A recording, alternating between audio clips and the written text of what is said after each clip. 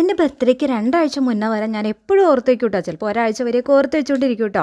സത്യം പറഞ്ഞാൽ ബർത്ത്ഡേ അന്ന് ഞാൻ മറന്നു പോകും കേട്ടോ. ഈ തവണ അതുപോലെ തന്നെ ഞാൻ മറന്നു പോയിട്ടുണ്ടായിരുന്നു. പക്ഷേ ഇക്ക മറന്നിട്ടില്ല കേട്ടോ. ഇക്ക ഈ തവണയും നമുക്ക് എന്നത്തെ പോലെ കുഞ്ഞു കുഞ്ഞു ഗിഫ്റ്റുകളൊക്കെ ആയിട്ട് കൊണ്ട് തന്നിട്ടുണ്ടായിരുന്നു. സർപ്രൈസ് ആയിരുന്നു കേട്ടോ. ഞാൻ അറിഞ്ഞേയില്ല. പിള്ളേർ നമുക്ക് കൊണ്ട് തന്നപ്പോഴാണ് കേട്ടോ സത്യം പറഞ്ഞ് ഞാൻ അറിയുന്നത് തന്നെ. ഞങ്ങളുടെ കല്യാണം കഴിഞ്ഞത് മുതൽ എല്ലാ ബർത്ത്ഡേക്കും ഇക്ക എന്തെങ്കിലും ചെറിയ ഗിഫ്റ്റ് ആണെങ്കിലും ഇക്ക കൊണ്ട് തരും കേട്ടോ. അപ്പോൾ അതൊരു സന്തോഷം തന്നെയാണ്. നിങ്ങളുടെ പാർട്ട്ണർക്ക് നിങ്ങൾ ഇതുപോലെ കൊടുക്കാറുണ്ടോ? ഒന്ന് കമൻറ്റ് ബോക്സിൽ കമൻറ്റ് ചെയ്യുക കേട്ടോ. ഇനി കൊടുക്കാത്തവരാണെങ്കിൽ നിങ്ങൾ ഇതുപോലെ ഒന്ന് ചെയ്ത് നോക്കൂ. ഭാര്യയാണെങ്കിലും ഭർത്താവാണെങ്കിലും അങ്ങോട്ടും ഇങ്ങോട്ടും തിരിച്ചൊന്ന് ചെയ്ത് നോക്കൂ. ആ ഒരു സന്തോഷം എന്താണെന്ന് നിങ്ങൾക്ക് അന്നേരം അനുഭവിച്ചറിയാൻ പറ്റും. അപ്പോൾ ഏതായാലും ഞങ്ങൾ ഭയങ്കര ഹാപ്പി ആയിരുന്നു. നമുക്ക് എപ്പോഴും എന്താ പറയുക സന്തോഷിക്കാൻ പറ്റുന്ന സമയങ്ങളായിരിക്കണം എന്നില്ല. പല ബുദ്ധിമുട്ടുകളിലൂടെ നമ്മൾ കടന്നു പോയിക്കൊണ്ടിരിക്കുകയായിരിക്കും. അപ്പോൾ കിട്ടുന്ന സമയം ഹാപ്പി ആയിട്ട് ഇരിക്കാൻ നോക്കുക. അത്രയേ ഉള്ളൂ കേട്ടോ.